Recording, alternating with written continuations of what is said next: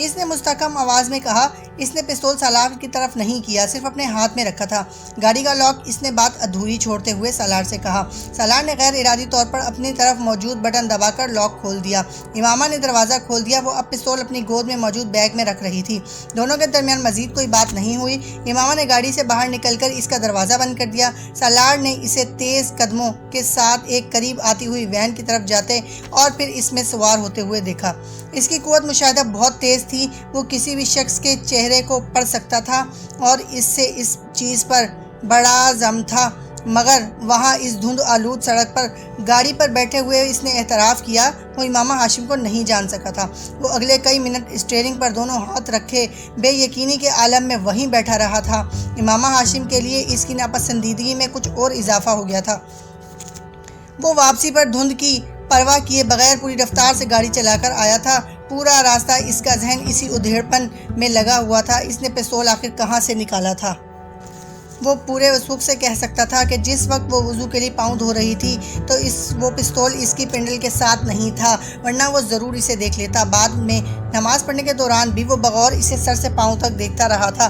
پستول تب بھی اس کی پنڈل میں کے ساتھ بندھا ہوا نہیں تھا۔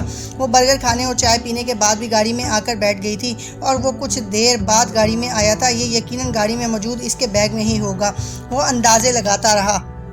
وہ جس وقت اپنے گھر پہنچا اس کا موڈ آف تھا۔ گیٹ سے گاڑی اندر لے جاتے ہوئے اس نے چوکیدار کو اپنی طرف بلایا۔ رات کو میں جس لڑکی کے ساتھ یہاں سے گیا تھا تم اس کے بارے میں کسی کو نہیں بتاؤ گے، بلکہ میں رات کو کہیں نہیں گیا، سمجھ میں آیا؟ اس نے تہمکانہ انداز میں کہا۔ جی میں کسی کو نہیں بتاؤں گا۔ چوکیدار نے فرمانبرداری سے سر ہلایا۔ وہ احمق نہیں تھا کہ ایسی چیزوں کے بارے میں کسی کو بھی بتاتا پھرتا۔ اپنے کمرے میں آ کر اطمینان کے ساتھ سو گیا۔ اس کا اس دن کہیں جانے کا ارادہ نہیں تھا۔ وہ اس وقت گہری نیند میں تھا جب اس نے اچانک کسی کو اپنے کمرے کے دروازے پر زور زور سے بجاتے سنا۔ وہ یک قدم اٹھ کر بیٹھ گیا۔ دروازہ واقعی بج رہا تھا۔ اس نے مندی ہوئی نظروں سے وال کلاک کو دیکھا جو 4 بجا رہا تھا۔ اپنی آنکھوں کو رگڑتے ہوئے وہ اپنے بیڈ سے اٹھ کر کھڑا ہو گیا۔ اپنے دروازے بجانے والے پر شدید غصہ آ رہا تھا۔ اسی غصے کے عالم میں اس نے بڑبڑاتے ہوئے ایک جھٹکے کے ساتھ دروازہ کھول دیا۔ باہر ملازم کھڑا تھا۔ کیا تکلیف ہے تمہیں؟ کیوں اس طرح دروازہ بجا رہے ہو؟ دروازہ توڑنا چاہتے ہو تم؟ دروازہ کھولتے ہی ملازم پر چلایا۔ سالار صاحب باہر پولیس کھڑی ہے، ملازم نے گھبراتے ہوئے انداز میں کہا۔ سالار کا غصہ اور نیند 1 منٹ میں غائب ہو گئے۔ 1 سیکنڈ سے بھی کم عرصے میں وہ پولیس وہاں آنے کی وجہ جان گیا تھا اور ان کی امامہ کے گھر والوں کی اس مستری پر حیران ہوئی تھی۔ آخر وہ چند گھنٹوں میں سیدھے اس تک کیسے پہنچ گئے تھے؟ کس لیے آئی ہے پولیس؟ اس نے اپنی آواز کو پرسکون رکھتے ہوئے بے تاثر چہرے کے ساتھ پوچھا۔ یہ تو جی نہیں پتہ، بس وہ کہہ رہے ہیں کہ آپ سے ملنا ہے، مگر چوکیدار نے گیٹ نہیں کھولا۔ اس نے ان سے کہہ دیا ہے کہ آپ گھر پر نہیں ہیں، مگر ان کے پاس آپ کے وارنٹ ہیں اور وہ یہ کہہ رہے ہیں کہ اگر انہیں اندر نہیں آنے دیا گیا تو وہ زبردستی اندر آ جائیں گے اور تمام لوگوں کو گرفتار کر کے لے جائیں گے۔ سالار نے بے اختیار اطمینان بھرا سانس لیا۔ چوکیدار نے واقعی بڑی عقل مندی کا مظاہرہ کیا تھا۔ اسے یقیناً یہ اندازہ ہو گیا تھا کہ پولیس رات والی لڑکی کے معاملے میں ہی تشویش کے لیے وہاں آئی تھی، اس لیے اس نے یہ نہ تو پولیس کو اندر آنے دیا اور نہ ہی انہیں بتایا کہ سالار گھر پر موجود تھا۔ تم فکر مت کرو، میں کچھ نہ کچھ کرتا ہوں، سالار نے ملازم سے کہا اور واپس اپنے بیڈ روم میں آ گیا۔ وہ کسی عام شہری کا گھر ہوتا تو پولیس شاید دیوار پھیلان کر اندر موجود ہوتی، مگر اس وقت وارنٹ ہونے کے باوجود اس کا گھر اور کا سائز جس علاقے میں واقع تھا انہیں خوف میں مبتلا کر رہے تھے۔ اگر امامہ کا خاندان بھی اثر و شوق والا نہیں ہوتا تو شاید اس وقت پولیس اس سیکٹر میں آنے اور خاص طور پر وارنٹ کے ساتھ آنے کی جرات ہی نہ کرتی، مگر اس وقت پولیس کے سامنے آگے کنواں پیچھے کھائی والی صورت تھی۔ سالار نے بیڈ روم کے اندر آتے ہی فون اٹھا کر کراچی سکندر عثمان کو فون کیا۔ پاپا ایک چھوٹا سا پرابلم ہو گیا ہے، اس نے چھوٹتے ہی کہا۔ یہاں ہمارے گھر کے باہر پولیس کھڑی ہے اور ان کے پاس میرے گرفتاری کے وارنٹ ہیں۔ سکندر عثمان کے ہاتھ سے موبائل گرتے گرتے بچا۔ کیوں؟ یہ تو پتہ نہیں پاپا، میں سو رہا تھا، ملازم نے جگا کر مجھے بتایا۔ کیا میں جا کر پولیس والوں سے پوچھوں کہ وہ کس سلسلے میں مجھے گرفتار کرنا چاہتے ہیں؟ سالار نے بڑی فرمانبرداری اور معصومیت کے ساتھ سکندر عثمان سے پوچھا۔ تمہیں باہر نکلنے یا پولیس کو اندر بلوانے کی کوئی ضرورت نہیں ہے، تم اپنے کمرے میں ہی رہو، میں تھوڑی دیر بعد تمہیں رنگ کرتا ہوں۔ سکندر عثمان نے عجلت کے عالم میں موبائل بند کر دیا۔ سالار مطمئن ہو کر فون رکھ دیا۔ وہ جانتا تھا کہ اب کچھ دیر بعد پولیس وہاں نہیں ہوگی، اور واقعی ایسا ہی ہوا۔ اس 15 منٹ کے بعد ملازم نے آ کر اسے پولیس کے جانے کے بارے میں بتایا۔ ملازم بھی اس سے بات ہی کر رہا تھا جب سکندر نے دوبارہ کال کی تھی۔ پولیس چلی گئی؟ سکندر نے اس کی آواز سنتے ہی کہا۔ ہاں چلی گئی ہے، سالار نے بڑے اطمینان بھرے انداز میں کہا۔ اب تم میری بات ٹھیک طرح سنو، میں اور تمہاری ممی رات کو کراچی سے اسلام آباد آ رہے ہیں، تم تب تک گھر سے کہیں نہیں نکلو گے، سنا تم نے؟ سالار کو ان کے بات کرنے کا انداز بہت عجیب سا لگا۔ انہوں نے بہت اکھڑے انداز اور سرد مہری سے اس سے بات کی۔ سن لیا؟ وہ دوسری طرف سے فون بند کر چکے تھے۔ سالار ابھی فون بند کر رہا تھا کہ جب اس کی نظر اپنے کمرے کے کارپیٹ پر پڑی۔ وہاں جوتے کے نشانات تھے اور اس نے دیکھا کہ ملازم بھی قدرے حیرانی کے عالم میں ان نشانات کو دیکھ رہا تھا جو کھڑکی سے کتار کی صورت میں بڑھ رہے تھے۔ جوتے کے ان نشانات کو صاف کر دو، سالار نے تہمکانہ انداز میں کہا۔ ملازم کمرے سے باہر چلا گیا۔ سالار اٹھ کر کھڑکی کی طرف آ گیا۔ اس نے وہ سلائیڈنگ ونڈو پوری طرح کھول دی اور اس کا اندازہ ٹھیک تھا، جوتے کے وہ مٹی کے نشان باہر برآمدے میں بھی موجود تھے۔ امامہ اپنی کیاریوں سے گزر کر دیوار پھلانگ کر ان کی کیاریوں میں کودی تھی اور یہی وجہ تھی کہ اس کے جوتے کے تلے مٹی سے بھرے تھے۔ اس کی وجہ سے وہ مٹی کم اور کیچڑ زیادہ تھی اور اس کے برآمدے سے سفید ماربل پر نشانات بالکل ایک قطار کی صورت میں آ رہے تھے اور وہ ایک گہری سانس لیتا ہوا اندر آ گیا۔ ملازم کمرے میں ان نشانات کو صاف کرنے میں مصروف تھا۔ باہر برآمدے میں بھی پیروں کے کچھ نشانات تھے، انہیں بھی صاف کر دینا، سالار نے اس سے کہا۔ یہ کس کے نشان ہیں؟ ملازم زیادہ دیر اپنے تجسس پر قابو نہیں رکھ سکا۔ وہ رات کو کھانا کھانے میں مصروف تھا جب سکندر عثمان اور طیبہ آ گئے تھے۔ ان دونوں کے چہرے ستے ہوئے تھے۔ سالار اطمینان سے کھانا کھا رہا تھا۔ وہ دونوں اسے مخاطب کیے بغیر اس کے پاس سے گزر کر چلے گئے تھے۔ کھانا ختم کر کے میرے کمرے میں آؤ، سکندر عثمان نے جاتے جاتے اس سے کہا۔ سالار نے جواب دینے کی بجائے فروٹ ٹرائفل اپنی پلیٹ میں نکال لی۔ 15 منٹ بعد جب وہ اپنے ان کے کمرے میں گیا تو اس نے سکندر کو کمرے میں ٹہلتے ہوئے پایا جبکہ طیبہ فکر مندی کے عالم میں صوفے پر بیٹھی ہوئی تھی۔ پاپا آپ نے بلوایا تھا؟ سالار نے اندر داخل ہوتے ہوئے کہا۔ بیٹھو، پھر تمہیں بتاتا ہوں کہ کیوں بلایا ہے۔ سکندر عثمان نے اسے دیکھتے ہی ٹہلنا بند کر دیا۔ وہ بڑے اطمینان سے طیبہ کے برابر بیٹھ گیا۔ امامہ کہاں ہے؟ سکندر نے لمحہ ضائع کیے بغیر پوچھا۔ کون امامہ؟ اس کی جگہ کوئی اور ہوتا۔ اس کے چہرے پر تھوڑی بہت گھبراہٹ ضرور ہوتی مگر وہ اپنے نام کا ایک ہی تھا۔ سکندر کا چہرہ سرخ ہو گیا۔ تمہاری بہن؟ وہ غرائے۔ میری بہن کا نام انیتا ہے پاپا۔ سالار کے اطمینان میں کوئی کمی نہیں آئی۔ مجھے تم صرف ایک بات بتاؤ، آخر تم مجھے اور کتنی بار اور کتنے طریقوں سے ذلیل کرواؤ گے؟ اس بار سکندر عثمان دوسرے صوفے پر بیٹھ گئے۔ آپ کیا کہہ رہے ہیں پاپا؟ میری سمجھ میں نہیں آ رہا، سالار نے حیرانی سے کہا۔ حالانکہ تمہاری سمجھ میں سب کچھ آ رہا ہے، انہوں نے طنزیہ انداز میں کہا۔ دیکھو مجھے آرام سے بتا دو کہ امامہ کہاں ہے۔ یہ معاملہ اتنا سیدھا نہیں ہے جتنا تم سمجھ لیا ہے۔ پاپا آپ کس امامہ کی بات کر رہے ہیں؟ میں کسی امامہ کو نہیں جانتا، میں وسیم کی بہن کی بات کر رہا ہوں۔ سکندر عثمان اس بار غرائے۔ وسیم کی بہن؟ وہ کچھ سوچ میں پڑ گیا۔ اچھا یاد آیا، وہ جس نے مجھے ٹریٹمنٹ دیا تھا لاسٹ ایئر؟ ہاں وہی۔ اب چونکہ تمہاری یادداشت واپس آ گئی ہے اس لیے مجھے یہ بھی بتا دو کہ وہ کہاں ہے۔ پاپا وہ اپنے گھر میں ہوگی یا میڈیکل کالج کے ہاسٹل میں؟ میرا اس سے کیا تعلق؟ اس نے حیرانی سے سکندر سے کہا۔ آپ کے باپ نے تمہارے خلاف اپنی بیٹی کے اغوا کا کیس کروایا ہے۔ میرے خلاف؟ I don't believe it. میرا امامہ سے کیا تعلق ہے؟ اس نے پرسکون لہجے میں بے تاثر چہرے کے ساتھ کہا۔ یہی تو میں جاننا چاہتا ہوں کہ تمہارا اس کے ساتھ کیا تعلق ہے۔ پاپا میں اس کو جانتا تک نہیں ہوں، ایک دو بار کے علاوہ میں اس سے ملا تک نہیں، پھر اس سے اغوا سے میرا کیا تعلق؟ اور مجھے تو یہ نہیں پتا کہ وہ اغوا ہوئی ہے۔ سالار اب یہ ایکٹنگ بند کرو، مجھے بتا دو وہ بچی کہاں ہے۔ میں نے ہاشم مبین سے وعدہ کیا ہے کہ میں ان کی بیٹی ان تک پہنچاؤں گا، تو آپ اپنا وعدہ پورا کریں۔ اگر ان کی بیٹی کو آپ ان تک پہنچا سکتے ہیں تو ضرور پہنچائیں، مگر مجھے کیوں ڈسٹرب کر رہے ہیں؟ اس بار سالار نے ناگواری سے کہا۔ دیکھو سالار، تمہاری اور امامہ کے درمیان اگر کسی قسم کی بھی انڈرسٹینڈنگ ہے تو ہم اس معاملے کو حل کر لیں گے۔ میں خود تمہاری اس سے شادی کراؤں گا۔ تم فی الحال یہ بتا دو وہ کہاں ہے۔ سکندر عثمان نے اس بار اپنے لب و لہجے میں تبدیلی لاتے ہوئے کہا۔ فار گاڈ سے پاپا اسٹاپ اٹ۔ کون سی انڈرسٹینڈنگ؟ کیسی شادی؟ میری کسی کے ساتھ انڈرسٹینڈنگ نہیں ہوتی تو میں اسے اغوا کروں گا؟ میں انڈرسٹینڈنگ ڈیولپ کروں گا امامہ جیسی لڑکی کے ساتھ؟ وہ میری ٹائپ ہے؟ اس بار سالار نے بلند آواز میں کہا۔ تو پھر وہ تم پر اس کے اغوا کا الزام کیوں لگا رہے ہیں؟ یہ آپ ان سے پوچھیں، مجھ سے کیوں پوچھ رہے ہیں؟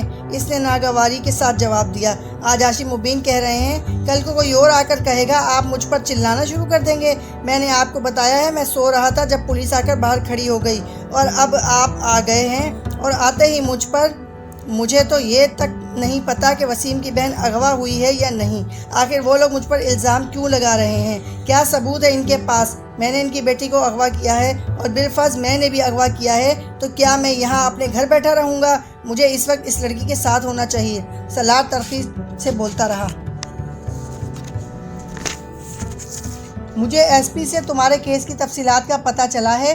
پھر میں نے کراچی سے ہاشم مبین کو فون کیا، وہ مجھ سے بات کرنے پر تیار نہیں تھا۔ مجھے اس سے بات کرنے کے لیے منتیں کرنی پڑیں۔ اس نے مجھے تمہارے بارے میں بتایا، اس کی بیٹی رات کو غائب ہوئی ہے اور تم بھی رات کو گئے ہو اور صبح آئے ہو۔ تو پاپا اس میں اغوا کہاں سے آ گیا؟ پہلی بات تو یہ ہے کہ میں رات کو کہیں نہیں گیا، اور دوسری بات یہ ہے کہ اغوا کرنے کے لیے کسی کے گھر جا کر لڑکی کو زبردستی لے جانا ضروری ہے، اور میں کسی کے گھر نہیں گیا۔ ہاشم مبین کے چوکیدار نے رات کو تمہیں جاتے اور صبح آتے دیکھا ہے۔ اس کا چوکیدار جھوٹا ہے، سالار نے بلند آواز میں کہا۔ میرے چوکیدار نے تمہیں رات کو ایک لڑکی کو کار میں لے جاتے دیکھا ہے، سکندر نے دانت پیستے ہوئے کہا۔ سالار چند لمحے کچھ بول نہ سکا۔ سکندر یقیناً گھر آتے ہی چوکیدار سے بات کر چکے تھے۔ وہ میری ایک فرینڈ تھی جسے میں گھر چھوڑنے گیا تھا، اس نے طیبہ کو دیکھتے ہوئے کہا۔ کون ہے وہ فرینڈ؟ اس کا نام اور پتہ بتاؤ۔ سوری پاپا، میں نہیں بتا سکتا، اٹس پرسنل۔ یہاں اسلام آباد چھوڑنے گئے تھے؟ ہاں۔ تم اسے لاہور چھوڑ کر آئے ہو؟ ایس پی نے مجھے خود بتایا ہے۔ تم 4 ناکوں سے گزرے ہو، چاروں پر تمہارا نمبر نوٹ کیا گیا ہے۔ رستے میں تم نے اس سروس اسٹیشن پر روک کر گاڑی چیک کروائی ہے، اس لڑکی کے ساتھ وہاں کھانا کھایا ہے۔ سکندر نے اس سروس اسٹیشن اور ہوٹل کا نام بتاتے ہوئے کہا۔ سالار کچھ دیر سکندر کو دیکھتا رہا، مگر اس نے کچھ بھی نہیں کہا۔ ایس پی نے مجھے یہ سب کچھ خود بتایا ہے، اس نے ابھی ہاشم مبین کو بھی یہ سب کچھ نہیں بتایا۔ اس نے مجھ سے کہا ہے کہ تم سے بات کروں اور خاموشی کے ساتھ لڑکی کو واپس پہنچا دوں، یا اس کے گھر والوں کو اس لڑکی کا پتہ بتا دوں، تاکہ یہ معاملہ خاموشی سے کسی مسئلے کے بغیر ختم ہو جائے۔ مگر وہ کب تک ہاشم مبین کو نہیں بتائے گا؟ وہ دوستی کا لحاظ کر کے سب کچھ چھپا بھی گیا، تب بھی ہاشم مبین کے اور بہت سے ذرائع ہیں۔ اسے وہاں سے پتہ چل جائے گا اور پھر تمہاری پوری زندگی جیل میں گزرے گی۔ سکندر نے اسے ڈرانے کی کوشش کی۔ وہ متاثر ہوئے بغیر انہیں دیکھتا رہا۔ اب جھوٹ بولنا چھوڑ دو اور مجھے بتاؤ کہ وہ لڑکی کہاں ہے؟ وہ لڑکی ریڈ لائٹ ایریا میں ہے۔ سکندر کو اس کی بات پر کرنٹ لگا۔ واٹ؟ میں اسے وہاں سے لایا تھا، وہیں چھوڑ آیا ہوں۔ وہ سفید چہرے کے ساتھ سالار کو دیکھتے رہے۔ مگر وہ امامہ نہیں تھی۔ میں پرسوں لاہور گیا تھا، وہاں سے میں رات گزارنے کے لیے ایک لڑکی کو لایا تھا۔ آج میں اسے وہاں چھوڑ آیا۔ میرے پاس اس کا کوئی کانٹیکٹ نمبر تو نہیں ہے، مگر آپ میرے ساتھ لاہور چلیں تو میں آپ کو اس لڑکی کے پاس لے جاتا ہوں، یا پتہ بتا دیتا ہوں۔ آپ خود یا پولیس کو کہیں کہ وہ اس لڑکی سے تصدیق کر لیں۔ کمرے میں یکدم خاموشی چھا گئی۔ طیبہ اور سکندر بے یقینی سے سالار کو دیکھ رہے تھے، جبکہ وہ بڑے مطمئن انداز میں کھڑکیوں سے باہر دیکھ رہا تھا۔ مجھے یقین نہیں آتا کہ تم اس طرح کی حرکت کر سکتے ہو، تم ایسی جگہ جا سکتے ہو۔ ایک لمبی خاموشی کے بعد سکندر نے کہا۔ آئی ایم سوری پاپا، مگر میں جاتا ہوں، اور اس بات کا امامہ کے بھائی وسیم کو بھی پتہ ہے۔ میں کئی بار ویکینڈ پر اپنے دوستوں کے ساتھ وہاں جاتا رہا ہوں، اور وسیم یہ بات جانتا ہے۔ آپ اس سے پوچھ لیں۔ ایڈریس دوں اس لڑکی کا؟ وہ کچھ دیر بعد غرائے۔ میں اپنے کمرے سے لے کر آتا ہوں، اس نے اٹھتے ہوئے کہا۔ اپنے کمرے میں آ کر اس نے موبائل اٹھایا اور لاہور میں رہنے والے اپنے ایک دوست کو فون کرنے لگا۔ اسے ساری صورتحال بتانے کے بعد اس نے کہا، اکمل میں اپنے پاپا کو ریڈ لائٹ ایریا کے اس گھر کا پتہ دے رہا ہوں جہاں ہم جاتے رہتے ہیں۔ تم وہاں کسی بھی ایسی لڑکی کو جو مجھے جانتی ہے اس کو اس بارے میں بتا دو۔ میں ابھی کچھ دیر تک تمہیں دوبارہ فون کرتا ہوں۔ وہ کہتے ہوئے تیزی سے ایک چٹ پر ایک ایڈریس لکھنے لگا، پھر اسے لے کر سکندر کے کمرے میں آ گیا۔ اس نے چٹ سکندر کے سامنے کر دی، جسے انہوں نے تقریباً چھین لیا۔ ایک نظر اس چٹ پر ڈال کر انہوں نے خشمگین نظروں سے اسے دیکھا۔ دفع ہو جاؤ یہاں سے۔ وہ اطمینان سے انداز میں وہاں سے آ گیا۔ اپنے کمرے میں آ کر اس نے اکمل کو دوبارہ فون کیا۔ میں تمہیں وہاں پہنچ کر فون کرتا ہوں، اکمل نے اس سے کہا۔ وہ بیڈ پر لیٹ کر اس کا انتظار کرنے لگا۔ 15 منٹ کے بعد وہ اکمل نے اسے فون کیا۔ سالار میں سنیا کو تیار کیا ہے، اس سے میں نے سارا معاملہ سمجھا دیا ہے۔ اکمل نے اسے بتا دیا کہ سنیا کو جانتا تھا۔ اکمل اب تم ایک کاغذ اور پینسل لو، اس میں کچھ چیزیں لکھوا رہا ہوں، اسے لکھو، اس نے اکمل سے کہا۔ پھر اسے اپنے گھر کے بیرونی منظر اور لوکیشن کی تفصیلات لکھوانے لگا۔ یہ کیا میں نے دیکھا ہوا ہے تمہارا گھر؟ اکمل نے کچھ حیرانی سے اس سے پوچھا۔ تم نے دیکھا ہے، سنیا نے تو نہیں دیکھا۔ یہ ساری تفصیلات میں سنیا کے لیے لکھوا رہا ہوں۔ اگر پولیس اس کے پاس آئی تو یہ ساری چیزیں اس سے پوچھے گی، صرف یہ تصدیق کرنے کے لیے کہ کیا وہ واقعی میرے گھر یہاں اسلام آباد میں تھی۔ وہ گاڑی میں چھپ کر آئی تھی اور رات کے وقت آئی تھی، اس لیے اسے زیادہ تفصیل کا نہیں پتہ، مگر گھر کے اندر داخل ہوتے ہوئے دائیں اور بائیں دونوں طرف لان ہے۔ میری گاڑی کا رنگ سرخ تھا، اسپورٹس کار، اور نمبر وہ اسے لکھواتا گیا۔ ہم پولیس کے 4 ناکوں سے گزرے تھے۔ اس نے سفید شلوار قمیض، صرف سفید چادر اور سیاہ سویٹر پہنا ہوا تھا۔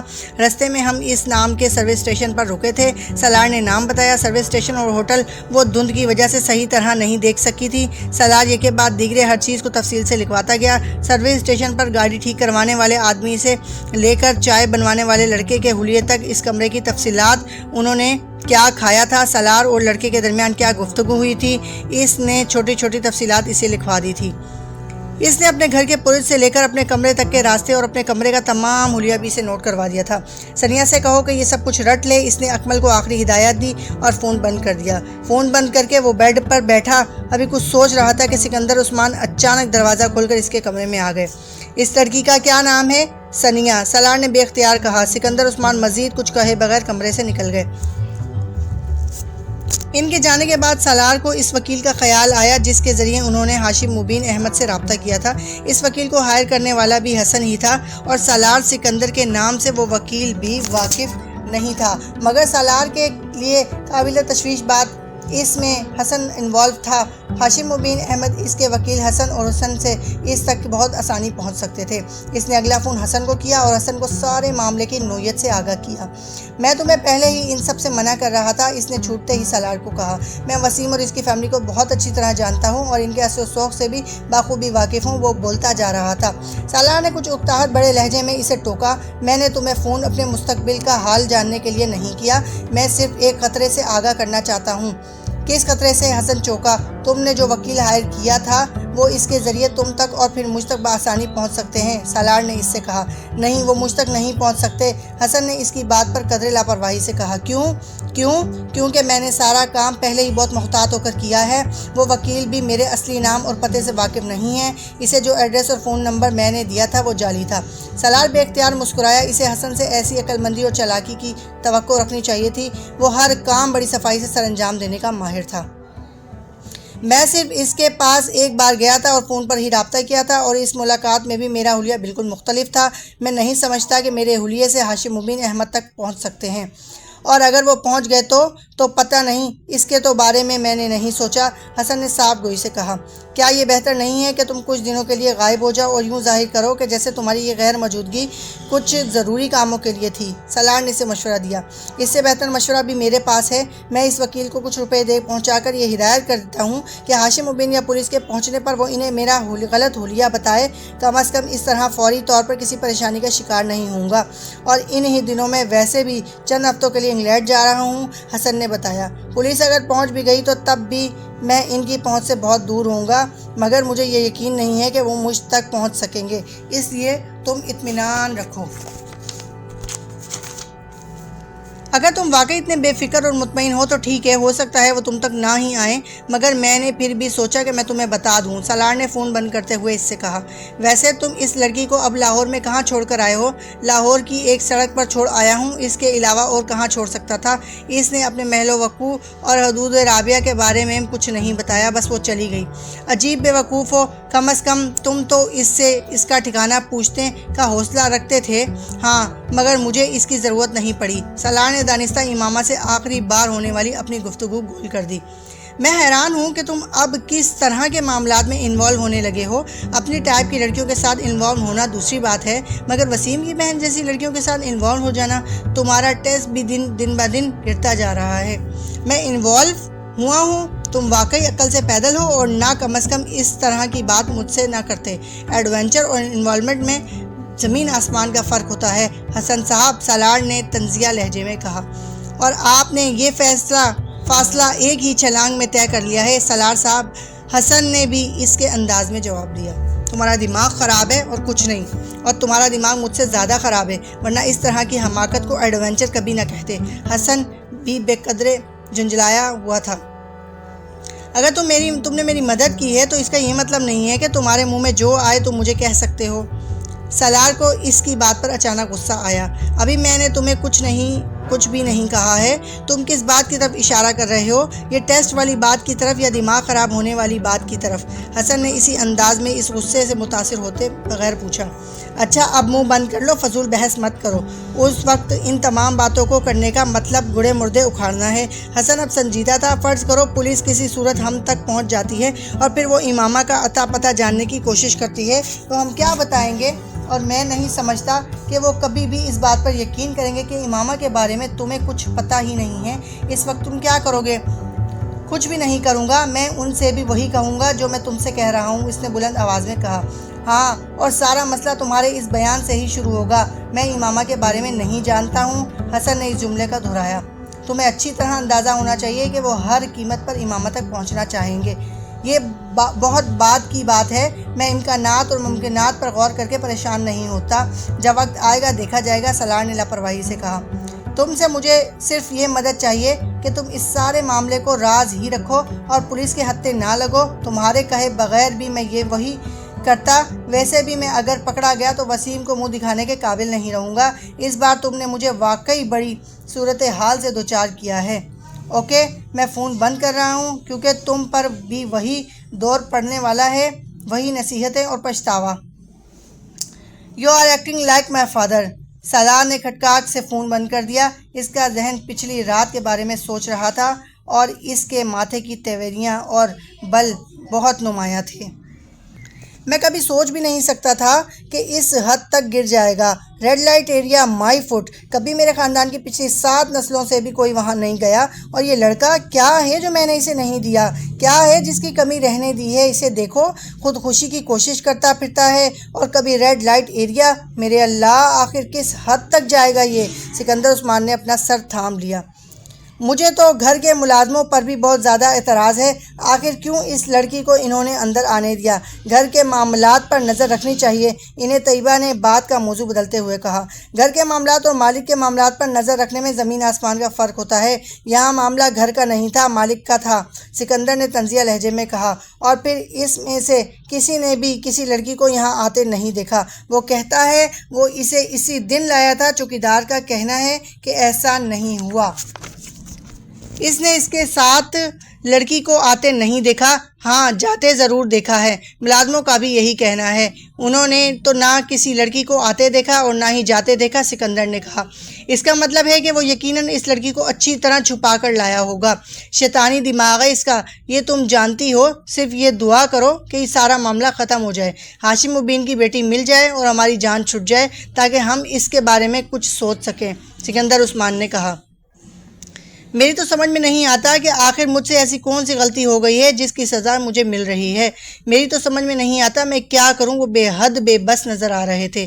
وہ اگلے روز صبح معمول کے مطابق اٹھا اور کالج جانے کے لیے تیار ہونے لگا۔ ناشتہ کرنے کے لیے وہ ڈائننگ ٹیبل پر آیا تو اس کے خلاف معمول وہاں سکندر عثمان کو موجود پایا۔ وہ عام طور پر اس وقت ناشتہ نہیں کیا کرتے تھے، ذرا دیر سے فیکٹری جایا کرتے تھے۔ سالار کو اس وقت انہیں وہاں موجود پا کر کچھ حیرت ہوئی، مگر ان کے ستے ہوئے چہرے اور سرخ آنکھوں سے اندازہ ہو رہا تھا کہ شاید وہ ساری رات نہیں سو سکے۔ سالار کو صبح باہر نکلنے کے لیے تیار دیکھ کر انہوں نے قدرے دہشتی سے اس سے کہا، تم کہاں جا رہے ہو؟ کالج۔ دماغ ٹھیک ہے تمہارا؟ میرے گلے میں یہ مصیبت ڈال کر خود تم کالج جا رہے ہو؟ جب تک یہ معاملہ ختم نہیں ہو جاتا تم کہیں نہیں جاؤ گے۔ تمہیں پتہ ہے کہ تم کتنے خطرے میں ہو؟ کیسا خطرہ؟ وہ ٹھٹکا۔ میں نہیں چاہتا ہاشم مبین تمہیں کوئی نقصان پہنچائے، اس لیے فی الحال تمہارے لیے یہی بہتر ہے کہ تم گھر پر رہو، سکندر عثمان نے دو ٹوک لہجے میں کہا۔ اس کی بیٹی مل جائے پھر تم دوبارہ کالج جانا شروع کر دینا۔ اس کی بیٹی اگر 1 سال نہیں ملے گی تو کیا میں 1 سال تک اندر بیٹھا رہوں گا؟ آپ نے اسے میرے بیان کے بارے میں بتایا ہے؟ سالار نے تیز لہجے میں کہا۔ میں اسے بتا چکا ہوں، ثنیہ نے بھی تمہاری بات کی تصدیق کر دی تھی۔ ان کے لہجے میں ثنیہ کا نام لیتے ہوئے تلخی تھی۔ مگر ہاشم مبین ابھی بھی مصر ہے کہ اس کی بیٹی کو تم نے ہی اغوا کیا ہوا ہے۔ تو میں کیا کروں؟ اسے یقین نہیں آتا تو نہ آئے، مجھے کیا فرق پڑتا ہے؟ سالار نے لاپرواہی سے کہتے ہوئے ناشتے کی طرف ہاتھ بڑھایا۔ تمہیں فرق نہیں پڑتا، مجھے پڑتا ہے۔ تم ہاشم مبین احمد کو نہیں جانتے، وہ کتنے اثر و رسوخ والا آدمی ہے اور کس حد تک جا سکتا ہے اس کا اندازہ صرف مجھے ہے۔ میں نہیں چاہتا کہ وہ تمہیں کوئی نقصان پہنچائے، اس لیے ابھی تم گھر پر ہی رہو۔ سکندر عثمان نے اس بار کچھ نرم لہجے میں کہا۔ شاید انہیں اندازہ ہو گیا تھا کہ ان کی سختی کا اس پر کوئی اثر نہیں ہوگا، وہ ان کی بات نہیں مانے گا۔ پاپا میری اسٹڈیز کا حرج ہوگا، سوری میں گھر پر نہیں بیٹھ سکتا۔ سالار سکندر عثمان کے لہجے سے نرمی سے متاثر نہیں ہوا تھا۔ تمہارا حرج ہوتا ہے یا نہیں، مجھے اس سے کوئی دلچسپی نہیں ہے، میں صرف تمہیں گھر پر چاہتا ہوں، سمجھے تم؟ اس بار انہوں نے اچانک بھڑک کر بلند آواز میں اس سے کہا۔ کم از کم آج تو مجھے جانے دیں، آج مجھے بہت ضروری کام نمٹانے ہیں۔ سالار یکدم اس کے غصے پر کچھ پزل ہوا۔ تم وہ کام ڈرائیور کو بتا دو، وہ کر دے گا، یا پھر کسی دوست سے فون پر بات کر لو، سکندر نے حتمی انداز میں کہا۔ مگر پاپا آپ مجھے اس طرح، سکندر عثمان نے اس کی بات نہیں سنی۔ وہ ڈرائنگ روم سے نکل رہے تھے۔ وہ کچھ دیر بلند آواز میں بڑبڑاتا، پھر تنگ آ کر خاموش ہو گیا۔ وہ جانتا تھا کہ سکندر عثمان اسے باہر نکلنے نہیں دیں گے، مگر اسے اس بات کی توقع نہیں تھی کہ اس کا خیال تھا کہ ثنیہ کو سامنے لانے پر اس کی اپنی فیملی کے ساتھ ہاشم مبین بھی مطمئن ہو جائیں گے اور کم از کم یہ مصیبت اس کے کندھوں سے اتر جائے گی۔ مگر اس کے لیے سکندر عثمان کا یہ انکشاف حیرت کن تھا کہ ہاشم مبین نے ابھی بھی اس کے بیان پر یقین نہیں کیا تھا۔ سالار وہاں بیٹھا ناشتہ کرتے ہوئے کچھ دیر ان کے تمام معاملات کے بارے میں سوچتا رہا۔ کالج جانے کا مطلب گھر میں بند ہو جانا تھا اور وہ گھر میں بند نہیں ہونا چاہتا تھا۔ اس کا موڈ یک دم آف ہو گیا۔ ناشتہ کرتے کرتے اس نے اسے ادھورا چھوڑ دیا اور اپنے کمرے کی طرف چل دیا۔ سکندر صاحب میں آپ سے ایک بات کہنا چاہتی ہوں۔ وہ لاؤنج میں بیٹھے تھے جب ملازمہ کچھ جھجکتے ہوئے ان کے پاس آئی۔ ہاں کہو۔ پیسوں کی ضرورت ہے، سکندر عثمان نے اخبار پڑھتے ہوئے کہا۔ وہ اس معاملے میں خاصے فراغ دل تھے۔ نہیں صاحب جی، آپ کوئی بات نہیں ہے، میں کچھ اور کہنا چاہتی ہوں آپ سے، بولو۔ وہ ہموار اخبار میں منہمک تھے۔ ملازمہ کچھ پریشان ہونے لگی۔ ناصرہ نے بہت سوچ سمجھ کر سالار اور امامہ کے بارے میں سکندر عثمان کو بتانے کا فیصلہ کیا تھا، کیونکہ اسے یہ سب کچھ اب بہت پریشان کن لگ رہا تھا۔ وہ نہیں چاہتی تھی کہ جلد یا بدیر یہ پتہ چل جائے کہ ان دونوں کے درمیان رابطے کا ذریعہ وہ تھی اور پھر اسے اور اس کے پورے خاندان کو پولیس کا سامنا کرنا پڑے۔ اسی لیے اپنے شوہر سے مشورے کے بعد اس نے سکندر عثمان کو سب کچھ بتانے کا فیصلہ کر لیا تھا، تاکہ کم از کم وہ دونوں گھرانوں میں سے کسی ایک کی ہمدردی اپنے ساتھ رکھے۔ چپ کیوں ہو، بولو، سکندر عثمان نے اسے خاموش پا کر ایک بار پھر اس سے کہا۔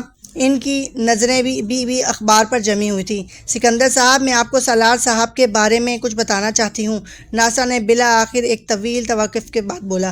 سکندر عثمان نے بے اختیار اخبار اپنے چہرے کے سامنے سے ہٹا کر اسے دیکھا۔ سالار کے بارے میں کیا کہنا چاہتی ہو؟ انہوں نے اخبار کے سامنے سینٹر ٹیبل پر رکھتے ہوئے بہت سنجیدگی سے کہا۔